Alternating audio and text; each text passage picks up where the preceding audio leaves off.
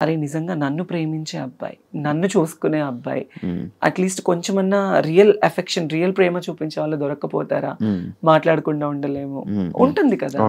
Some time when I feel low, everyday I felt alone, everyday. ఎందుకు ఈ ప్రేమ నాకు ఇప్పుడు జరుగుతున్న సిచ్యువేషన్స్ చూస్తే పూర్తిగా చచ్చిపోతుంది నా మనసు, వద్దు అని.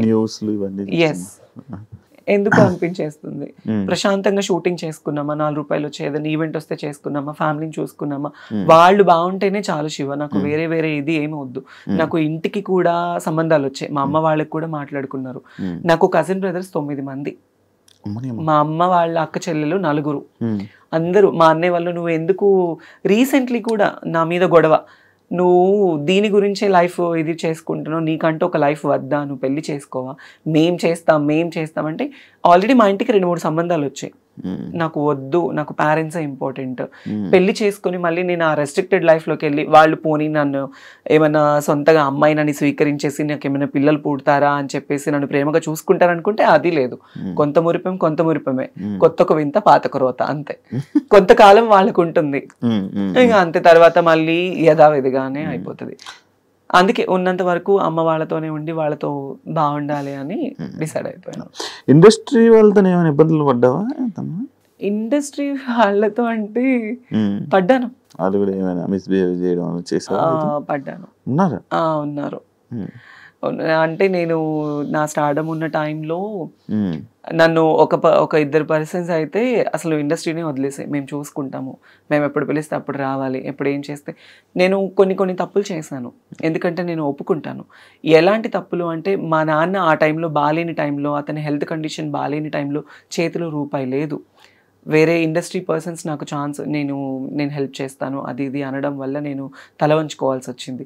కానీ అదే నాకు చాలా ప్రాబ్లం కూడా అయింది ఆ టైంలో. నువ్వు నాతోనే ఉండాలి, నన్ను కొట్టడము, నన్ను తిట్టడము, పర్సనల్లీ ఫోన్లో హెరాస్మెంట్ చేయడము చాలా జరిగాయి. కానీ అది బయట చెప్పుకుంటే మా అమ్మ వాళ్ళు బాధపడతారు. ఈవెన్ నా ట్రాన్స్ఫర్మేషన్ టైంలో కూడా మా అమ్మ వాళ్ళకి ఏది తెలీదు, వాళ్ళు ఎక్కడ బాధపడతారు చెప్తే. మా అమ్మ చచ్చిపోయేది నా ట్రాన్స్ఫర్మేషన్ గురించి తెలిసి. ఎందుకు వాళ్ళ పేరెంట్స్ని ఇబ్బంది పెట్టకూడదు. షూటింగ్లో ఉన్నానమ్మా, నేను పలానా షూట్లో ఉన్నాను, పలానా ఊర్లో ఉన్నాను, ఇప్పుడు మాట్లాడలేను అని కవర్ చేసుకునేదాన్ని వాళ్ళకి చెప్పకుండా. వాళ్ళు ఎవరైతే నేను ఇబ్బంది పెట్టారు ఇండస్ట్రీ వాళ్ళే, ఇండస్ట్రీలోనే ఒక మంచి పెద్ద హోదాలో ఉన్న వాళ్ళే నాతో ఉండు అని. అంటే అప్పుడు అంటే నీకు డబ్బు కావాలని చెప్పి వాళ్ళతో ఉన్నావు అంతే. దానివల్ల ఇలా చాలా ప్రాబ్లమ్స్. బెదిరించారా? బెదిరించారు, కొట్టారు, నన్ను చేసుకున్నారు. ఇండస్ట్రీలోనే లేకుండా ఆ సగం ఆ భయంతోనే ఒక 2 ఏళ్ళు నేను చాలా దూరంగా ఉన్నాను. అదే నేను ఎప్పుడు అడిగిన క్వశ్చన్ కి, అంటే ఇంటర్వ్యూ స్టార్టింగ్ లో అడిగిన క్వశ్చన్ కి ఆన్సర్లు ఇప్పుడు ఇచ్చావు. అవును, చాలా ప్రాబ్లమ్స్ ఫేస్ చేస్తున్నావు. అవును. ఇప్పుడు అంతా క్లియరా? ఇప్పుడు నాకు ఏ లవ్ లేదు, ఏ రిలేషన్స్ లేవు, ఏ ఎఫెక్షన్స్ లేవు, ఏ పర్సనల్ అవగేషన్స్ లేవు.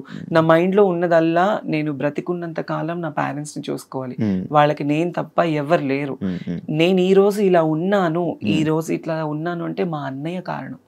వాడు ఒక హీరో లాగా మా ఇంట్లో ఎంతో కష్టపడ్డాడు నా కోసం, చాలా అంటే చాలా. వాడి లైఫ్ మొత్తం కేవలం నా కోసం, మా అమ్మ కోసం సాక్రిఫైస్ చేసుకున్నాడు.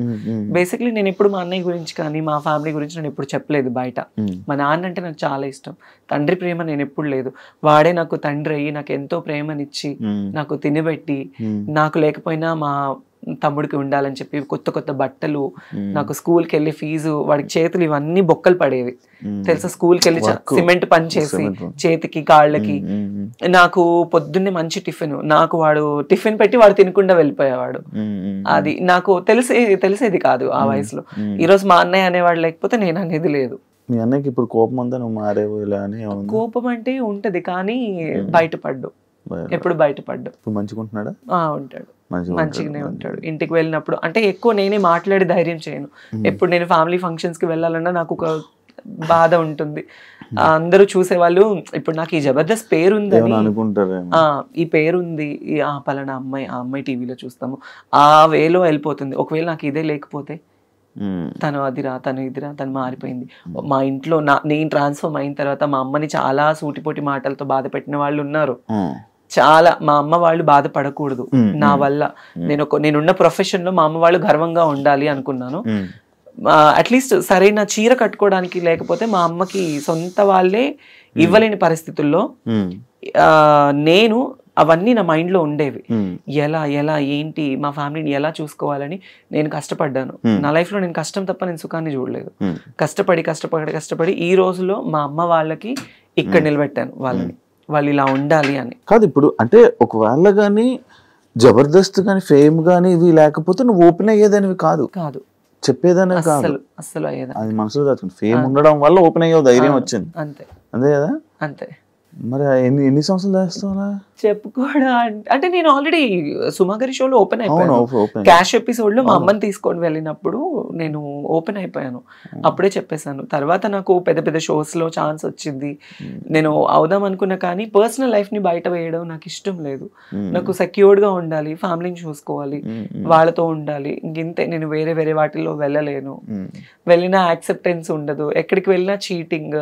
నన్ను లిటరల్లీ నా ఫ్రెండ్స్ బాగా చీట్ చేశారు, నమ్మిన వాళ్ళు చీట్ చేశారు, ఫ్యామిలీ చీట్ చేశారు, ఇండస్ట్రీ వాళ్ళు చీట్ చేశారు. ఏ రోజు ఒక్కళ్ళు కూడా మేమున్నాము అన్న వాళ్ళు లేరు నాకు. దాన్ని నేను అసలు బాగా తీసేసుకొని ఈ మధ్య అసలు ఉండలేకపోతున్నాను. చాలా అంటే చాలా ప్రాబ్లం అయిపోతుంది. అస్సలు కంట్రోల్నెస్ ఉండట్లేదు.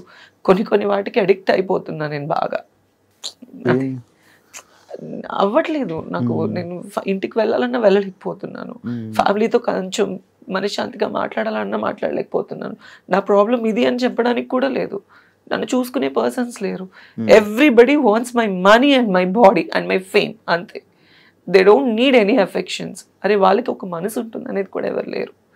ఇప్పుడు చాలా మంది అనుకోవచ్చు, నీకేమి బయట షోస్ చేస్తున్నావు, తిరుగుతున్నావు, నీకు చాలా మంది ఫాలోయింగ్. అఫ్ కోర్స్ నాకు ఫాలోయింగ్ ఉంది, నాకు ప్రపోజ్ చేసిన వాళ్ళు ఉన్నారు, నాకు వెంట తిరిగిన వాళ్ళు ఉన్నారు.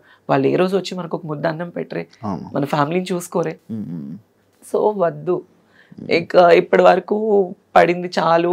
ఇప్పటి నుంచి అన్నా కొద్ది గొప్ప ఫ్యామిలీని చూసుకోవాలి. ఈ లవ్కి కానీ నేనైతే ఒక మాట అందరికీ చెప్పాలనుకుంటున్నాను, లవ్ అనేది చాలా ట్రాష్ ఈ రోజుల్లో. తెలిసి వాళ్ళ దగ్గరికి వెళ్ళి వాళ్ళ ప్రేమని మనం తీసుకొని డబ్బు పరంగా మోసపోయి మన ప్రాణాలు పోగొట్టుకొని అంత అవసరం లేదు. మంచోళ్ళు చెడ్డోళ్ళు మన కన్నా తల్లిదండ్రులే బెటర్. ఎందుకంటే కడుపులో నుంచి వచ్చిన బిడ్డని పోగొట్టుకోలేరు కదా ఎవరు. అది మన దగ్గర ఉన్నా లేకపోయినా చచ్చిపోతే పారేస్తారు వాళ్ళు, బయట వాళ్ళు ఎవరు పారేయరు. కన్నా తల్లిదండ్రులే అరే నా బిడ్డ అన్న ఒక ఇదితో పారేస్తారు, బయట వాళ్ళు ఎవరు పారేరు.